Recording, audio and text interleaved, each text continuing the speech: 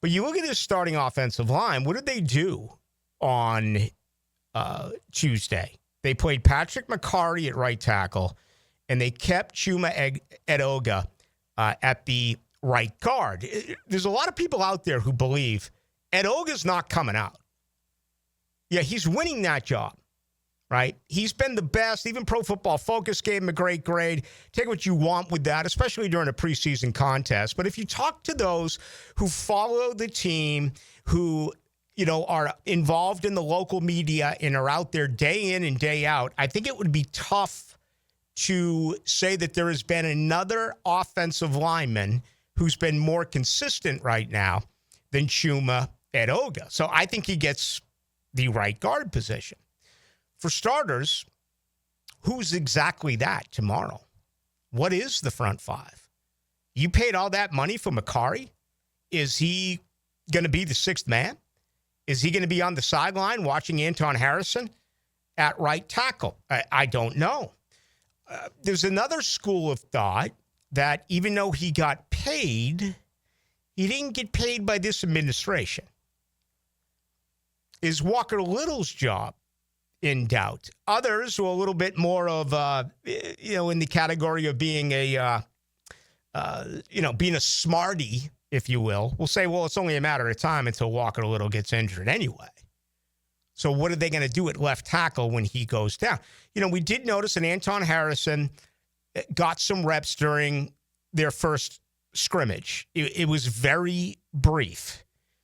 This has been a conversation piece that we've had going back to Cam Robinson when he was the left tackle. Anton Harrison is your future left tackle of this franchise. It's been discussed. And do we see him get work there tomorrow?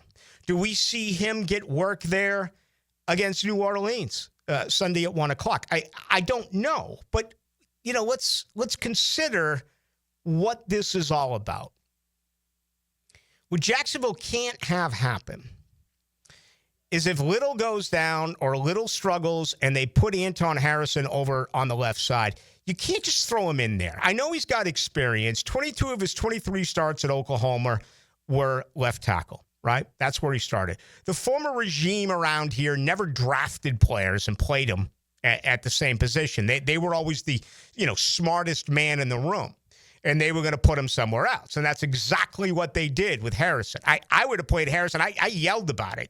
I was never a Cam Robinson guy. I would have played Anton Harrison from day one at left tackle. More comfortable there, and we've seen the right side. He really struggled a year ago. He's been nicked up with some injuries. But with Cole Van Lanen out, and I think Cole Van Lanen is a real good candidate, to begin the season on the injured reserve. I don't know how significant any of these injuries are. They don't have to tell us.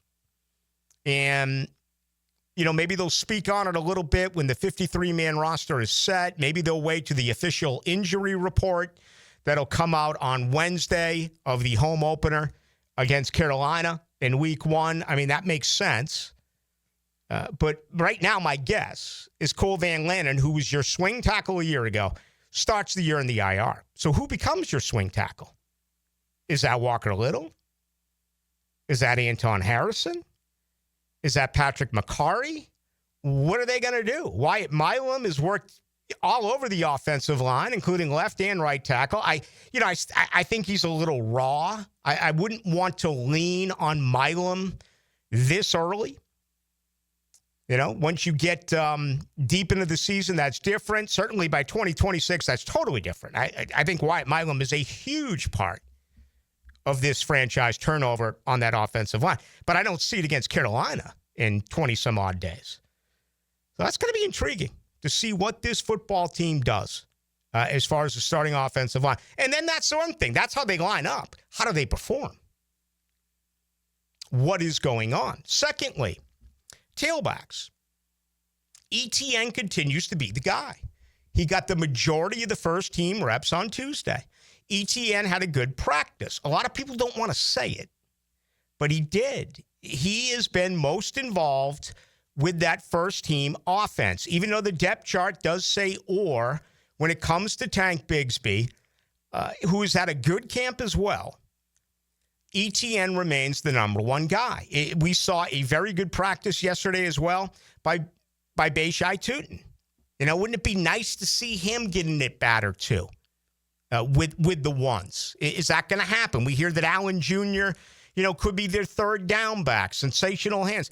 Does he get an opportunity? Kind of buried right now as the fourth man on this depth chart. But, I've been giving this a lot of thought, and we saw it during the game on Saturday night. Tank Bigsby can't catch. Tank Bigsby has feet for hands. He's not a guy that you can rely on when it comes to catching a football. Last year, Liam Coen, Tampa Bay. Look at this. Rashad White, 51 receptions, 393 yards, an average of 7.7. Bucky Irvin, a rookie, 47 receptions, 392 yards, an average of 8.3. Your backs in Tampa gave you 98 receptions for almost 800 yards. Think about that for a moment. We know that they ran it for 1,735 yards. You add the 800. Your two backs gave you more than 2,500 yards worth of total offense. Sensational. Tank Bigsby does not fit into that definition. I wrote yesterday that Tank was swallowed up by Dewey in the end zone. Tank took to Twitter and emojied it up. Then all of a sudden, Travis Etienne has cramps, didn't show up for the press conference. And, for a few hours around here, the city was jumping. What's going on? What's going on? What's going on? I think it's a whole bunch of nothing, honestly. But I do think there's some frustration in what I define as the best position group that this camp has had. Okay? And this includes, Jackson, the rookie. What are they going to do? If I was Jackson, I wouldn't even play him. I'd give him maybe a carry, maybe two against the Saints. I would bury this guy. I want him on my practice squad. You can't keep five backs. You just can't. This kid's a monster. And, he's clearly number 5, but he's still got a lot of talent. I want to hang on to him. And things catch on pretty quickly in this league. If you do that, there's a good chance he could get snatched up. You know what you want to have happen to Jackson is have him stub a toe and put him on the IR for a little bit. The only disappointing part of that, if you put him on the IR, you can't practice him. But, maybe this is realistically a situation where he comes into play in 2026. But I still want to use him. I still want to have him around. Tank Bigsby's had a really good camp. Tank Bigsby, I still think right here, right now, gets the most carries of anyone on this football team. The question that you need to ask is this: does he fit perfectly into the Liam Coen offense? Evan Ingram did not. Many were surprised when he was cut. I was surprised when he was cut. Out of all the decisions that this football team has made, the Evan Ingram one, to me, would be the one I do not support. Now, I understand why they did it, right? We all understand. Liam likes to run 2 tight end sets. Liam wants his tight ends to block. That's not ever going to be, a forte for Evan Ingram. So that happened. Well, does the same question now come up for Tank Bigsby? Look at the backs I just gave you in Tampa. It's dual responsibility. You've got to run the ball, you got to catch the ball, and you got to know how to pass protect. These two rookies are, I don't want to use the word phenomenal, they never played. These two rookies are apparently really good in pass protect. So does that make Tank Bigsby possibly on his way out? With all the Etienne talk, I don't know. But it does make you wonder. Hey guys, Dylan Denmark here. Thank you so much for watching 1010XL Jaguars on YouTube. Before you click away, please like this video, subscribe to this channel, and be sure to check out our other team-specific channels on the 1010XL network on YouTube.